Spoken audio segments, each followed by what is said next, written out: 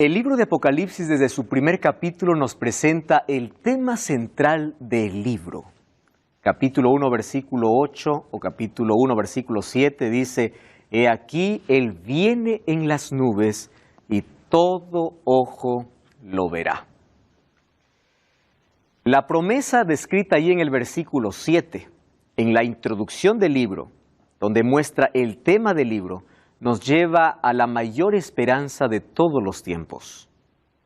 Millones de personas dieron su vida porque creían en el regreso de Jesús. Si alguien se mantuvo fiel, aún en la hora de mayor crisis, es porque creyó en la promesa de que Jesús iba a regresar.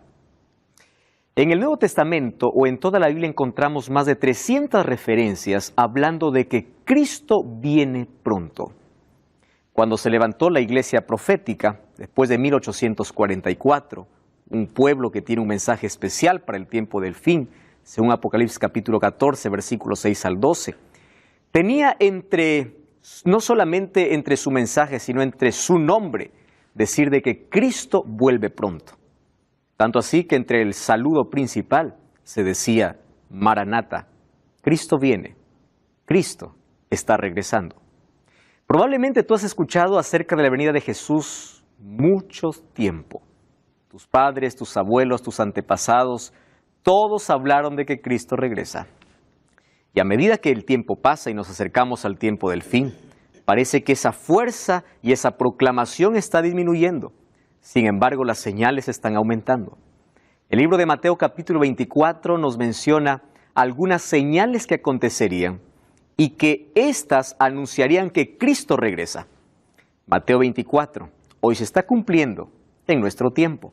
Hambres, guerras, terremotos, pestes, mas Jesús dijo: esto solamente será el principio de dolores, porque el libro de Apocalipsis nos muestra la gran angustia, la gran tribulación y la ira de Dios sobre aquellos que no recibieron aquel sello que Él tiene para dar.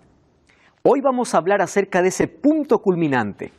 Todo Apocalipsis terminó toda visión terminó con la venida de Jesús. Y vamos a hablar sobre ese punto. ¿Cómo vendrá Jesús? ¿Para qué vendrá Jesús? ¿Con quién vendrá Jesús? ¿Cuál es el motivo de su regreso? ¿Y cómo vamos a ir al cielo para vivir con Él? Bienvenido una vez más. Bienvenido a Biblia Fácil. Un grande abrazo para ti que estás viendo el programa en diferentes lugares de Sudamérica, Centroamérica, Norteamérica o en cualquier lugar del mundo. Dios te bendiga, gracias por permitirnos acompañarte cada semana y gracias también porque nos esperas como siempre, allí con Biblia en mano. Bienvenidos amigos, estamos llegando a la parte final aquí de nuestra temporada. Por este lugar ya pasaron muchas personas y todos nos emocionamos cada vez que llegamos a este punto culminante porque nuestra razón de existir como cristianos es la proclamación de un evangelio. Y la proclamación del evangelio tiene que ver con la buena nueva, con aquella esperanza del regreso de Jesús. Nuestra esperanza se enfoca en que Cristo vendrá para poner fin a la muerte, al dolor, al pecado y sus consecuencias. El diablo ya está vencido, mas falta ser destruido. Y cuando sea destruido el diablo, será destruido el pecado, será destruido la muerte, todo tendrá un final. Y a ese punto hoy vamos a llegar y vamos a dejar que la Biblia pueda respondernos cómo acontecerá ese momento tan solemne de la historia. Para ello, vamos a cerrar nuestros ojos. Muchos libros, películas, Hollywood tiene un papel muy importante en este tiempo, ¿verdad? De poder sembrar en la mente de todo el mundo conceptos. Lo que se ve en una película se cree que es real, que así va a suceder. Muchos se levantaron en estos últimos tiempos para profetizar un final del mundo. Entonces, de tiempo en tiempo, por allí algunos se alarman porque aparece alguna noticia y entre esas está un asteroide, va a aplastar el planeta, va a terminar con el planeta. Otras de esas dice una bomba nuclear va a acabar con el planeta. Y en fin, se habla acerca de que el mundo va a ser destruido. Una de las cosas interesantes es que el ser humano es consciente que el mundo está llegando a su fin. No necesita ser cristiano para que pueda ser consciente de eso. El planeta está desgastado y está devastado también. Cada vez la maldad aumenta, cada vez la naturaleza baja su fuerza, cada vez hay mayor dolor y esto en lugar de mejorar vemos que cada vez va de mal en peor. Sin embargo, hay muchos conceptos equivocados acerca de cómo terminará este mundo. Cuando vemos algunas películas acerca del tiempo del fin, vemos de que este mundo va a ser destruido de una manera que la Biblia no dice. Y hay mucha gente que cuando se habla de fin del mundo, la palabra fin le da tanto miedo, porque cree que el fin se trata de una destrucción total del planeta. Para los cristianos el fin del mundo es apenas el comienzo de la eternidad. Para nosotros la palabra fin no nos asusta, sino más bien es nuestra mayor esperanza. Mas tenemos que tener el concepto claro de cómo será ese fin. ¿Cómo vendrá Jesús? Gracias a Dios que Él nos ha dejado en su palabra situaciones o evidencias claras de cómo será su venida. Entonces hoy vamos a tocar algunos puntos importantes. ¿Cómo terminará la historia humana? Hay algunos que dicen que va a ser una bomba nuclear, un asteroide, o este mundo va a ser devastado, dividido, o por las condiciones climáticas, este mundo va o nuestra generación o la humanidad va a dejar de existir por ello. Mas, nosotros vimos en el capítulo anterior que Jesús nos mostró que Él va a venir y va a venir en las nubes. Hay varias evidencias bíblicas desde el libro de Mateo capítulo 24 y Apocalipsis capítulo 1, de manera simbólica y literal diciendo yo vengo y va a ser de una manera visible. Nosotros vimos en el capítulo anterior que la separación de aquellos que van a ir con Cristo y aquellos que van a ser destruidos en ese día final, no se hace cuando Cristo regresa, sino se hace antes del regreso de Jesús. Los dos pueblos ya están totalmente definidos. ¿Recuerdan ustedes allí lo que vimos en Apocalipsis 19 sobre las dos cosechas? La cosecha se realizó, entonces solamente Cristo viene para llevar el trigo al granero, ¿verdad? El resultado de su palabra, el resultado del Espíritu Santo trabajando en el corazón, el resultado en las vidas transformadas, ahora están listas para ser glorificadas y vivir con Cristo por la eternidad. Sin embargo, también el resultado, el rechazo a esa palabra, el rechazo a la voz del Espíritu Santo, hizo que otros puedan sufrir el castigo de la ira divina. Pero eso no es todo, porque aún hay más. Habrá una destrucción final que aún espera. Algunos relacionan la venida de Jesús como un día de terror porque piensan que cuando Cristo regrese va a caer fuego y azufre del cielo. Entonces hay algunos que tienen tanto terror y miedo cuando se habla de fin. Dice, ese día va a haber fuego, va a haber azufre ese día. Cuando la Biblia nos dice que la venida de Cristo no será de esa manera. Van a haber algunos fenómenos naturales, es verdad, pero la venida de Cristo será un día donde habrá dos emociones. Y esas dos emociones fuertes son, por un lado, el pueblo de Dios gritando de alegría. El libro de Isaías dice que en ese día, hace la comparación allí a las ovejas cuando salen del redil, a los cabritos cuando empiezan a saltar. Dice, saltaré y estaréis alegres. Y allí también dice que todos aquellos que están preparados para ese momento dirán, este es nuestro Dios, le hemos esperado y Él nos salvará. Por otro lado, aquellas otras personas que fueron rebeldes a la voz de Dios dirán, peñas, caed sobre nosotros y escondednos de aquel que está viniendo en las nubes de los cielos. ¿Por qué esas personas dicen, escondednos de aquel que está viniendo? Porque aquel que está viniendo es alguien que ellos conocen. Rechazaron toda su vida. Ellos saben que aquel que está viniendo, toda su vida estuvo pendiente de ellos. Y ellos siempre lo rechazaron. Ahora, en ese contexto, nosotros vamos a ver cómo vendrá Jesús. Si bien es cierto, la venida de Jesús es una de las doctrinas centrales de toda la Biblia tenemos de Génesis al Apocalipsis por lo menos dos temas fundamentales. Es la gracia de Dios, la manera cómo se salva el hombre y cómo lo restaura por completo del pecado. Primero, con su muerte en la cruz, Él nos liberta del pecado, de la condenación del pecado. Sin embargo, con la segunda venida, ahora empieza a recoger aquellos frutos del sacrificio que Él hizo en la cruz en aquellos que aceptaron su muerte. Entonces, en la Biblia encontramos que este es un tema central, en Apocalipsis también. Nosotros vimos que las 7 iglesias, la séptima iglesia termina con la venida de Jesús, los 7 sellos, el séptimo sello y la venida de Jesús, las 7 trompetas, la séptima trompeta y la venida de Jesús, los círculos de 7 en la séptima plaga y la venida de Jesús. Todos los círculos de 7 hablan acerca del regreso de Jesús. Entonces, todo el libro nos lleva hacia ese punto culminante. Y ese punto culminante es la venida de Jesús. La pregunta que podemos hacernos aquí es, ¿cómo va a venir Jesús? Existen entonces en el mundo cristiano muchas creencias, ¿verdad? Y muchos argumentos de cómo será esa venida. Por ejemplo, el argumento más popular es que Cristo robará a su pueblo. Y ese argumento se basa, o hay una palabra especial para esa, es el arrebatamiento secreto. Ahora, ¿la Biblia nos habla acerca de un arrebatamiento? Claro que sí. Pero si ahora vamos a ver el libro de 1 Tesalonicenses capítulo 4, el arrebatamiento que la Biblia menciona no será secreto, sino será glorioso. El arrebatamiento será visible. Vamos a ver si Dios realmente va a robar a su iglesia o qué cosa dijo de cómo sería su venida. Respondemos a la primera pregunta. ¿La venida de Jesús será secreta? Vamos a analizar solamente algunos de estos textos que yo coloqué aquí. El primer texto es Apocalipsis 1:7. Allí Juan está presentando su libro y la introducción de su libro, vean que no es simbólico.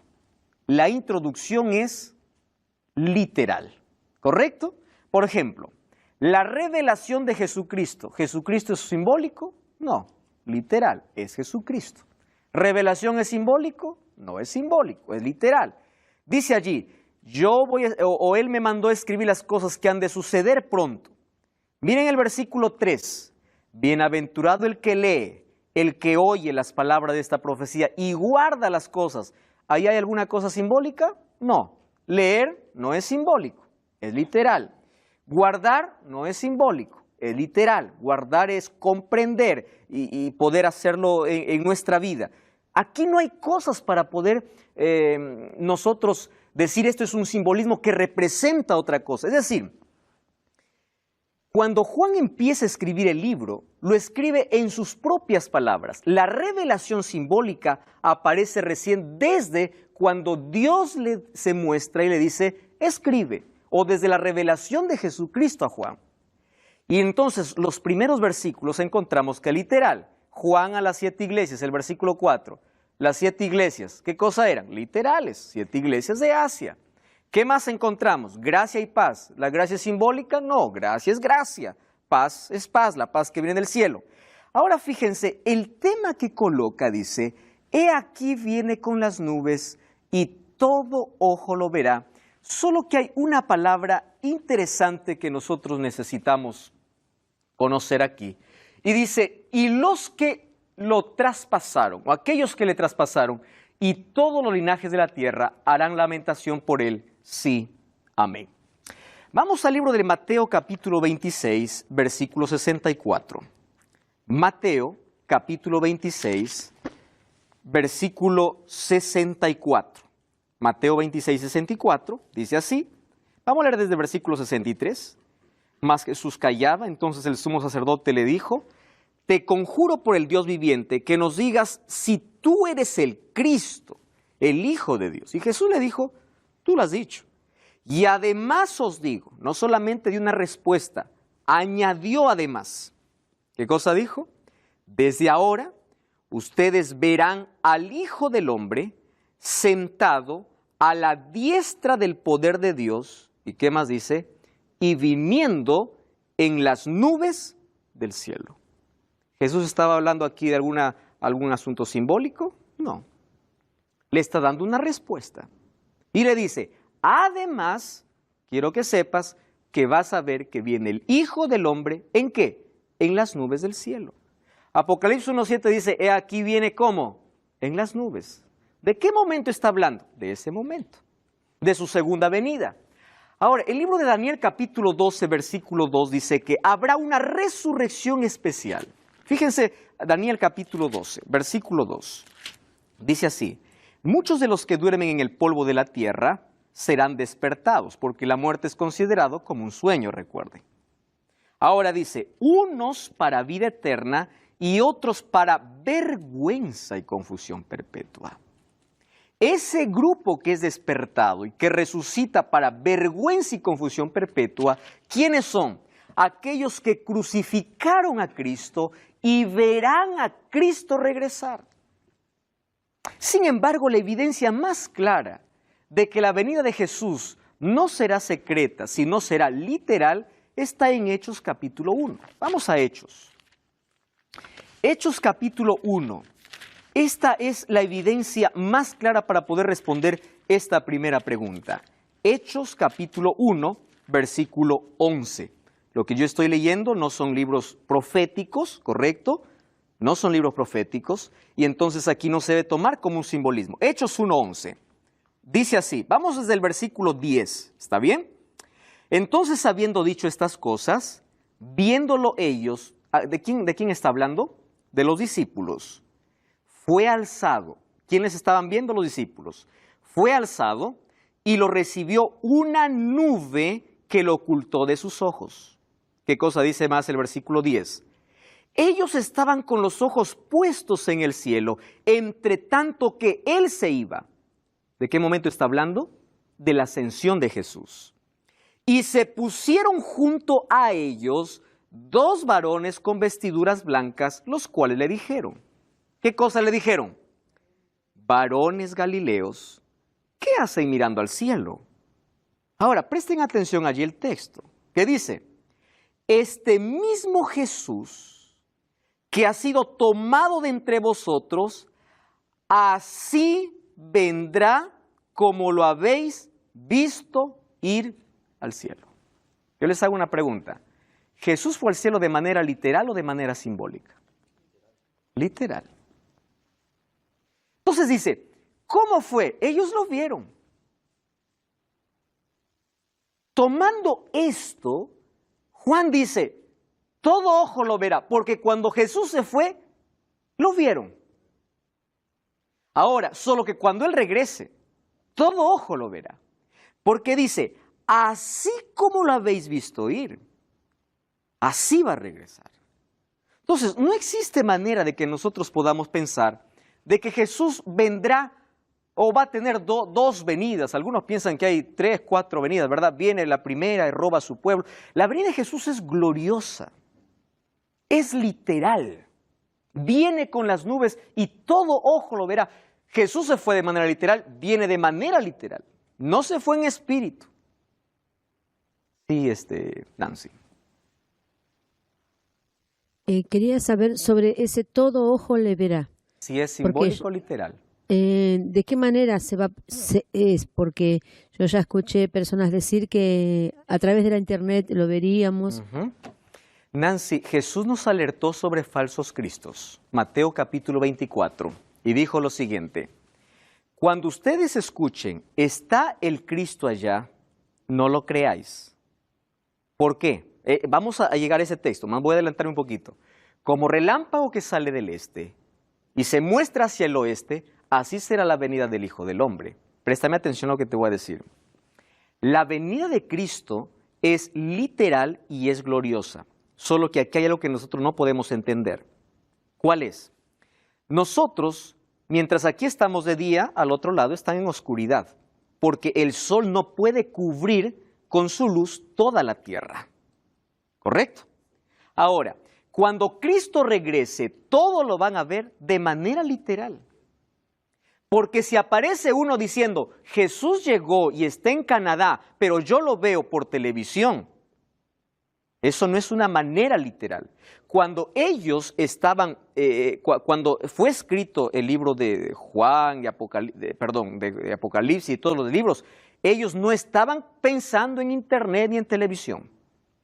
El evangelio sería difundido como un ángel que vuela de manera veloz a través de los medios de comunicación. Mas la venida de Cristo será literal y realmente todos lo verán. Pero vamos a avanzar aquí, ¿correcto? Miren, ve.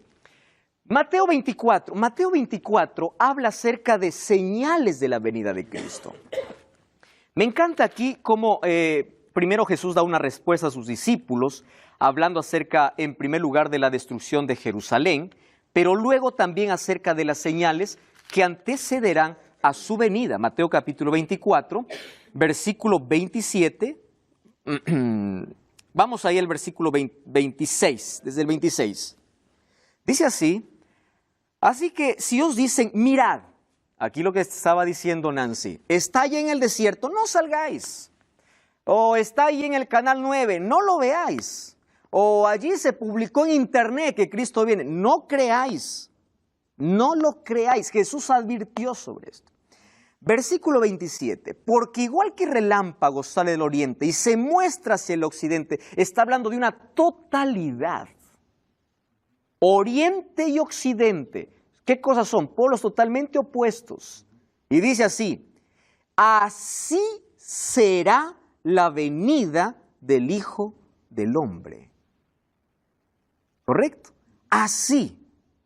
Está hablando de manera simbólica Cristo. Vamos a ver algunos otros asuntos importantes. Entonces, pastor, ¿cómo comprender? Hay varias personas que por allí han tomado un texto, ¿verdad? Vamos a ver a Mateo capítulo 24, versículo 40. Miren, Mateo 24, 40. Jesús está hablando de su venida, ¿correcto? Hasta ahí todos estamos bien, que será literal. Dice el versículo 40.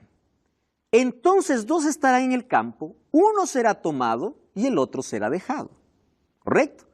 Dos mujeres estarán moliendo en un molino, una será tomada y la otra será dejada. Dice, entonces aquí está. Jesús, dos estarán durmiendo en una cama y de pronto despierta. Oh, ya no está, no amaneció. Jesús se lo robó. Miren de qué está hablando Jesús. Versículo 42. ¿No está diciendo que él robará a su pueblo? Versículo 42 dice, velad porque no sabéis la hora. ¿Qué cosa quiere decir? No importa si hay una familia de 7 miembros, no todos están preparados. De los 7, no quiere decir que el hijo se salvará por la fe del padre, el padre salvará. No. Uno será tomado y otro será dejado. ¿En qué contexto está hablando? En el contexto de preparación. ¿Correcto? ¿Por qué? Porque Jesús ya dijo la manera cómo vendría. Entonces dice, no te garantiza que el hecho que tú vivas con un cristiano, mi padre, por la fe de él yo me salvo. No, cada uno. No importa si están juntos. La preparación es totalmente individual. Sí, Pablo. El propio libro de Pedro, ¿no? No me acuerdo si primero o segunda de Pedro habla de eso. Sí. Que la venida del Señor será como ladrón en la noche. Pero ¿para quiénes? Para los que no están atentos a las profecías. Exacto. Pero ahí dice, porque uno dice, entonces vendrá como ladrón en la noche. Depende, ¿para los salvos o para los perdidos? Porque para los salvos no vendrá como ladrón en la noche. Ellos saben. Ellos saben. Gracias, Pablo. Muchas gracias. Exacto, segunda de Pedro. Ahora, ¿qué aporte maravilloso? Prepárate. Claro, los cristianos, como ven las señales, saben en qué tiempo viven y saben qué cosa está sucediendo. Exacto. Ahora, ¿qué cosa más podemos comprender acerca de esa venida? ¿Con quién vendrá Jesús? ¿Saben? Hablando nuevamente acerca de las bodas, ¿no? Los matrimonios. Yo sé que con el tiempo han ido agregándose muchas cosas. Hay bodas y bodas que hoy podemos ver. Mas me gusta siempre aquel cortejo, me gusta aquel grupo que se prepara siempre para poder acompañar al novio o a la novia, ¿verdad? Y esa fiesta que se arma en toda boda. Ahora, la novia dice que está preparada, ¿correcto? Y miren, Mateo capítulo 25, versículo 31, dice que Jesús no viene solo. Cuando habla de la novia está hablando de todos los miembros que integran a la novia. Capítulo 25, versículo 31. Miren lo que dice así. Cuando el Hijo del Hombre venga en su gloria, la gloria no se puede ocultar. Dice así, todos los santos ángeles con él se sentarán en su trono de gloria. ¿Con quién viene Cristo? Con todos los ángeles. Ustedes recuerdan que en el séptimo sello, hubo silencio como de media hora en el cielo. ¿Recuerdan ustedes esa expresión? ¿Por qué hubo silencio en el cielo? Si en el cielo día y noche los seres cantan. Aleluya, amén, gloria a Dios. ¿Por qué hay silencio si ellos no cesan de cantar? Porque ese es el momento cuando todos vienen y todos hoy se están preparando para recibirte. El cielo está deseoso de poder recibirte allá. Los ángeles están listos. Ahora nosotros estamos viviendo un momento apremiante, donde debemos tomar decisiones acertadas. Hoy estamos hablando acerca de la venida de Jesús, entonces la primera característica dijimos que su venida será literal, ¿correcto? No será simbólica. ¿Por qué algunos que dicen, no, a Jesús lo veremos con el ojo de la fe, ¿verdad?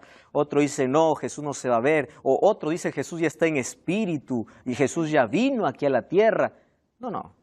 La venida de Jesús, la segunda venida de Cristo es literal. Ahora, fíjense, vimos que con Jesús vendrán todos los ángeles. Además, ellos tienen una misión especial.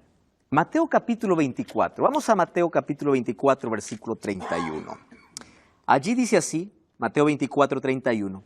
Entonces enviará a sus ángeles con gran voz de trompeta y juntará a sus escogidos de los cuatro vientos. Cuando habla de los cuatro vientos, está hablando de la totalidad de la tierra. Nancy, aquí una vez más respondiendo a tu pregunta. Los cuatro ángeles, dice que enviará a los cuatro vientos. La totalidad, su venida es literal, todo ojo lo va a ver, porque los cuatro ángeles se encargarán de ¿qué? De juntar a sus escogidos desde un extremo hacia el otro. No es que nadie me avisa que Cristo está por allá. Por eso, la misión de los ángeles, incluso aquí, es de poder reunir a las familias. Yo sé que todos los que estamos aquí tenemos un ser que ya no está con nosotros, un ser querido, ¿verdad? Padres han perdido hijos, personas que ni siquiera nos dieron tiempo para despedirnos porque la muerte nos arrancó de un momento para otro, tantas tragedias. Mas ahora viene el momento de la reunión familiar. Yo sueño con ese día porque tengo seres queridos que ya quisiera verlos y volverlos a abrazar. Ahora, los ángeles reunirán las familias. Ahora, ¿cómo será este momento especial? Porque si la venida de Cristo es literal, ¿correcto? Aquí viene otra característica, que su venida será audible. ¿Por qué? Porque cuando Cristo venga, dice, habrá resurrección. Entonces, cuando habla de la resurrección, allí nosotros podemos derribar cualquier argumento de que cuando uno muere va al cielo o va al infierno. Porque si cuando una persona muere va para el cielo, ¿a quién va Jesús resucitar? O Jesús que lo va a decir, a ver alma, vuelve, aquí está disfrutando, pero vuelve, a ver, vamos a hacer una resurrección, de ahí nuevamente te traigo con el cuerpo. Es imposible. El término alma en la Biblia, según Génesis capítulo 2 y 7, es ser humano.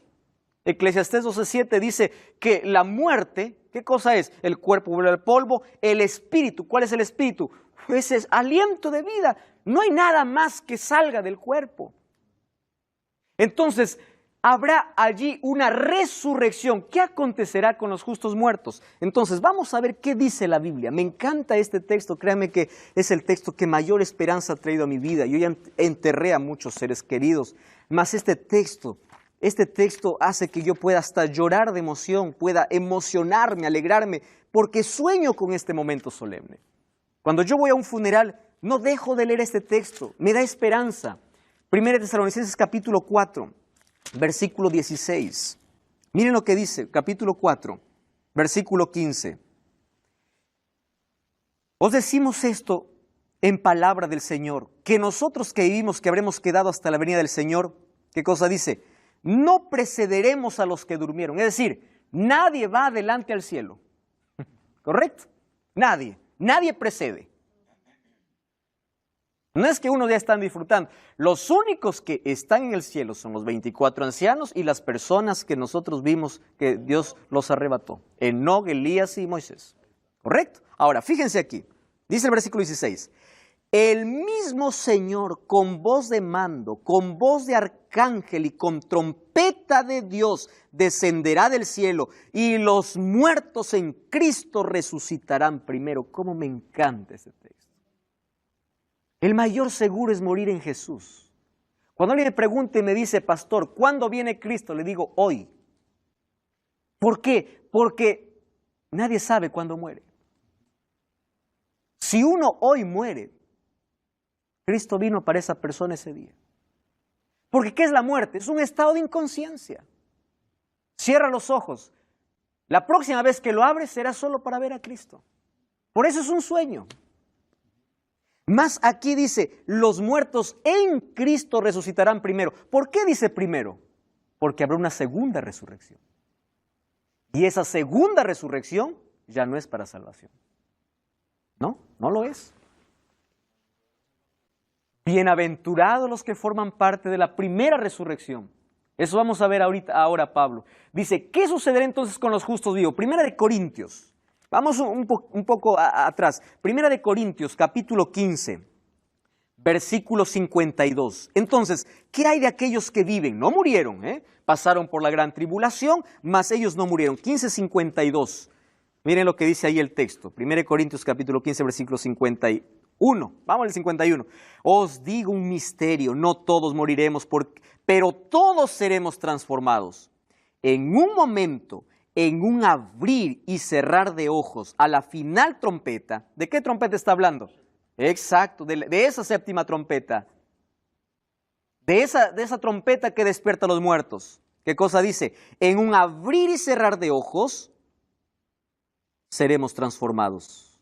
A la final trompeta, porque se tocará la trompeta. Los muertos serán resucitados. ¿Cómo resucitarán los muertos? Incorruptibles. ¿Qué significa incorruptible? Perfectos. Aquellos que murieron con limitaciones, ¿cómo se despiertan? Perfectos. Y aquellos que están vivos, ellos son, ¿qué cosa? Transformados.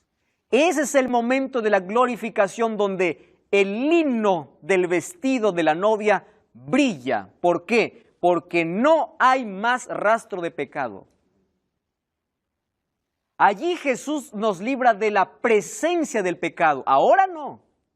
Cuando Él venga, en el momento de la glorificación, de la transformación. Ahora fíjense, si los muertos resucitan y los salvos son transformados, ¿quién fue arrebatado antes? Nadie. ¿Comprenden esto? Por eso es que no existe arrebatamiento secreto. Porque si los muertos resucitan cuando Cristo venga y los que están vivos allí son transformados, quiere decir que nadie fue arrebatado antes. La Biblia es clara al respecto. Número 2. ¿Qué sucede con los impíos? Apocalipsis 25, el texto que Pablo ya me ganó allí en mencionar. Apocalipsis capítulo 20, versículo 5. Dice así la Biblia. Fíjense. Pero los otros muertos, ¿cómo es que los muertos están clasificados aquí? Los otros muertos no volvieron a vivir hasta que se cumplieron 1000 años. Quiere decir que hay dos clases de muertos y hay dos resurrecciones diferentes. Los que murieron en Cristo resucitan primero y los otros esperan 1000 años. ¿De qué está hablando? Eso vamos a ver en el próximo capítulo de Biblia Fácil, cuando hablemos acerca del milenio. Bienaventurado el que tiene parte, dice, en la primera resurrección.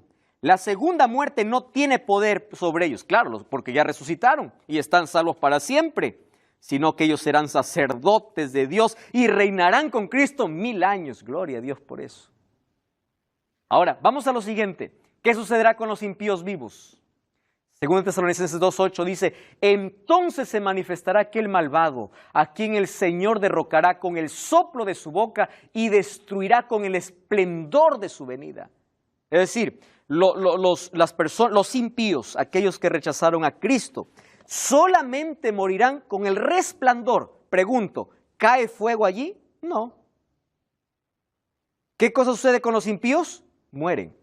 Pastor, ¿y en qué momento cae fuego y azufre para purificar la tierra? Eso vamos a ver en el próximo capítulo. Jesús cuando viene solo viene para llevar a sus hijos. ¿Correcto? Cuando dice aquí vengo pronto y mi galardón conmigo. El premio. Yo les pregunto, ¿qué premio necesita el hombre? ¿Hizo algo para merecer un premio? Nada. Pero dice, vengo con tu recompensa. ¿Cuál es la recompensa? Unos para vida eterna y la recompensa del otro sería consecuencias de su rechazo abierto hacia Dios. Ahora, nosotros ¿qué más podemos saber acerca de la venida o necesitamos conocer de la venida de Jesús? ¿Existe alguna fecha para la venida de Jesús?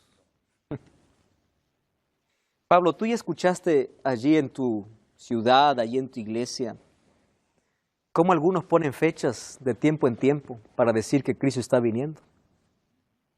Y es lamentable, ¿verdad?, cuando uno ve a un grupo de personas y tiene la convicción necesaria y ya varias fechas se han dicho acerca de que el mundo va a terminar o que Jesús viene. Hay algunos desde Guillermo Miller, y cuando Guillermo Miller se le preguntó y le dice, ¿tú por qué pusiste una fecha si la Biblia dice la venida de Jesús nadie lo sabe? Entonces él decía, sí, pero Jesús es Dios y Dios sí sabe. Entonces, bueno, él colocaba allí algún argumento para poder respaldar allí su idea. Sin embargo, Jesús fue claro al respecto. Mateo 24:36 dice, pero el día y la hora nadie lo sabe, ni aun los ángeles en el cielo. Es decir, esto es el asunto más secreto celestial. Ahora, presten atención aquí. La venida de Cristo está marcada. Está marcada. Jesús sabe en qué momento. Dios sabe en qué momento. Pero no es menester revelar eso al ser humano. Por eso es que en ningún momento dijo cuándo vendría. ¿Por qué creen? Dios nos explicará en el cielo muchas preguntas que yo tengo que hacerle, ¿verdad? Y yo sé que todos nosotros tenemos que hacer tantas preguntas a Dios, misterios que aquí no son resueltos. Pero ¿ustedes creen que hubiese sucedido si Jesús nos hubiese dicho el día y la hora que Él viene? ¿Cómo somos los seres humanos? Para dar un examen, ¿cuándo estudiamos, Gabriel? Y la última noche, ¿verdad? Yo me amanezco porque mañana tengo examen. Jesús hubiese dicho, yo vengo el 2018. Nadie me entienda que estoy poniendo una fecha, estoy poniendo una hipótesis porque hay por ahí personas que pueden tomar una palabra que yo digo y pueden sacar cualquier cosa. Y va a decir que yo he dicho que Jesús viene en el 2018. Vamos a imaginar, ¿verdad?, que Jesús dijo, yo vengo en noviembre del 2018. La gente dijera, pues falta para noviembre, ¿no? Falta. Yo me voy a arrepentir, voy a disfrutar todavía la vida y me voy a arrepentir ¿cuándo? En octubre. Bueno, un mes puede ser. O bueno, tantas otras cosas nosotros podemos decir. Pablo. Ese texto ahí es un poco, o hacen polémica, ¿no? Lo que son los arrianos, para negar la deidad de Jesús, diciendo, si Jesús no sabía, Él no puede ser Dios, porque Dios sabe todo. Pero hay que entenderlo dentro del contexto de la unión hipostática de Jesús. Cuando Jesús, Él limitó, por decirlo de alguna forma, o cubrió, o tapó su deidad, y Él respondió como hombre, como humano. Y no, o sea, no desde su deidad, o sea, como que Él no usó mucho sus prerrogativas divinas. La mayor tentación para Él era usar sus prerrogativas aquí en la tierra, mas no lo usó. Más en este contexto dice esto, no os conviene saber a nadie. No es menester saber a nadie. Solo el Padre lo sabe. Entonces, en otras palabras, no me insistas que yo te diga algo. No te voy a decir. Sí, Walter. Sí, yo me estaba recordando la fecha que pasó en el año 844, que también ahí fue un chasco, ¿no? Sí. Ahí está. Más eso estaba profetizado. Recuerdas que primero el mensaje era dulce y luego amargó. Sin embargo, esa profecía nos llevaba a un evento importante. Guillermo Miller y todo el grupo no estaba equivocado en la fecha, estaba equivocado en el evento. Porque no era la fecha en sí, era el evento. Cristo no volvía. En el cielo estaba iniciándose un juicio. Ese tema de 1844, ¿no? Muchas personas, no sé si por ignorancia o qué, hasta acusan a la iglesia adventista o a Guillermo Miller de falso profeta, ¿no? Pero hay que entender dos cosas. Primero, que él no profetizó nada, porque él lo que hizo fue una interpretación. Exacto. Y segundo, era muy común en aquella época los cristianos en todos los ámbitos denominacionales tratar de descubrir la fecha bíblicamente. Pero una cosa es una interpretación y otra es profecía. Es una profecía. Querido Pablo, recordemos además que lo que llevó a un reavivamiento en ese tiempo, a saber sobre cuándo vendría Jesús, era por los acontecimientos que ocurrieron en ese periodo. 1798, el Papa fue prisionero. 1833, meteoritos cayeron del cielo, estrellas cayeron del cielo. 1755, el gran terremoto de Lisboa. El día oscuro de la historia, 19 de mayo de 1780. Tantos acontecimientos, como hoy, ¿verdad? Entonces la gente dice, bueno, esto nos lleva a algo. Algo está ocurriendo, algo va a ocurrir. Entonces era común en ese tiempo ver, hay un despertar para saber qué cosa está bien. Entonces ahí Guillermo Miller llegó a una fecha. La fecha era correcta, mas el evento no era correcto. No podemos saber la venida, cuándo viene Jesús. Sin embargo, ¿cuáles serán las condiciones de vida después de la venida de Jesús? Lo más lindo en Apocalipsis capítulo 21, versículo 4. Allí dice que una de las cosas que serán destruidas es la muerte, porque no habrá más lágrimas. Nuestro mayor enemigo aquí es esa consecuencia del pecado. Es la muerte, es el sufrimiento. Ya no existirá más, todo cambiará. La venida de Cristo pondrá punto final a la historia de pecado y de este planeta. Ahora, el momento glorioso de esa venida está aproximándose.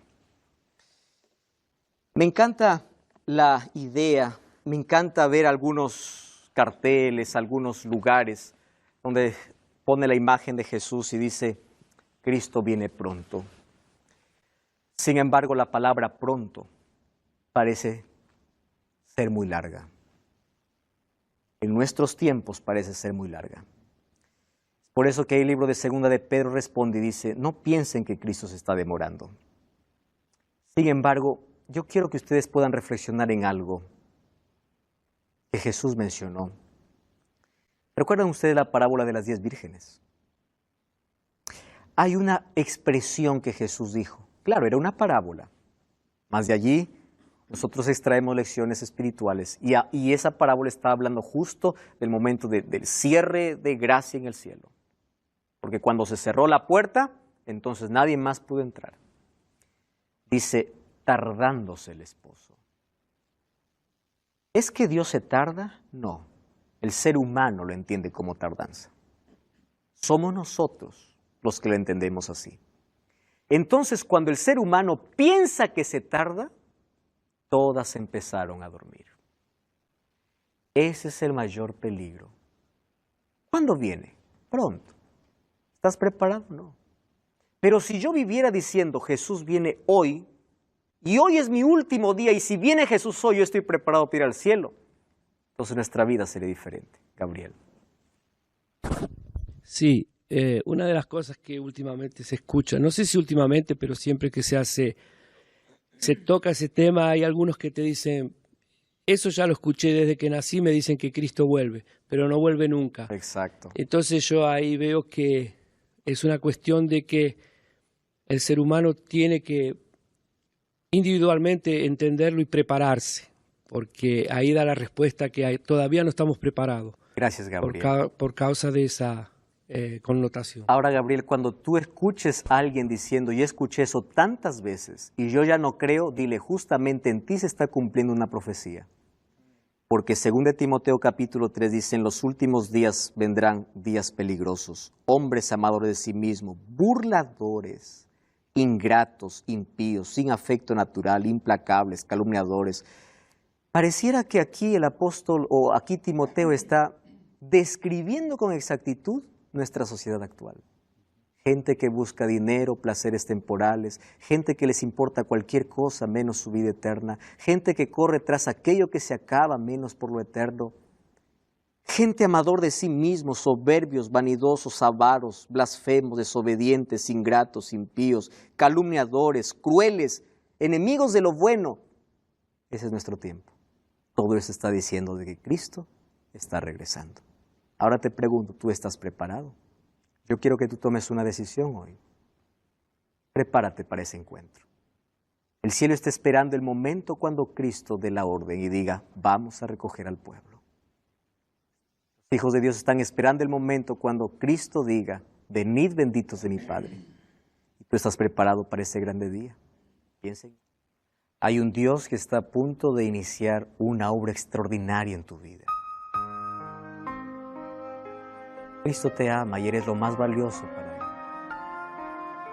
Estoy hablando para ti que en este momento estás pasando por una crisis profunda. Para ti que estás con el dolor de haber perdido un ser querido.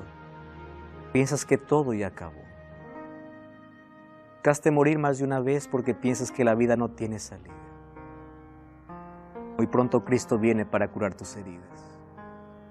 Muy pronto Cristo viene para poder cerrar este capítulo más oscuro de la historia de pecado.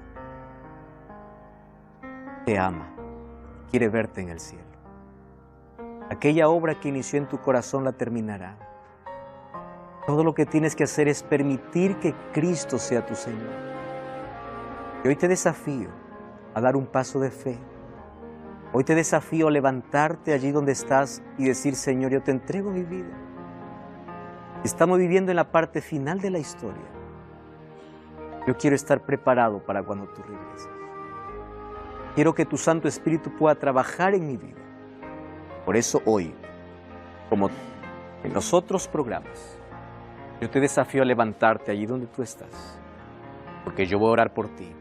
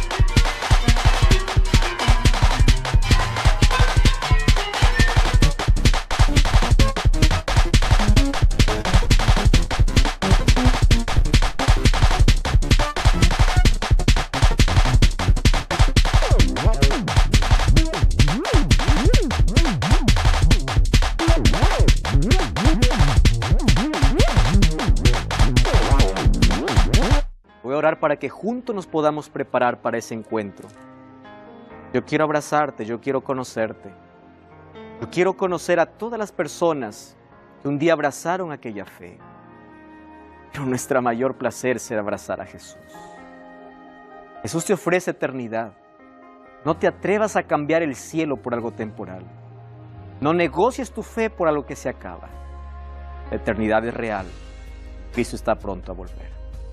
Si tú quieres prepararte, levántate donde estás, orar por ti.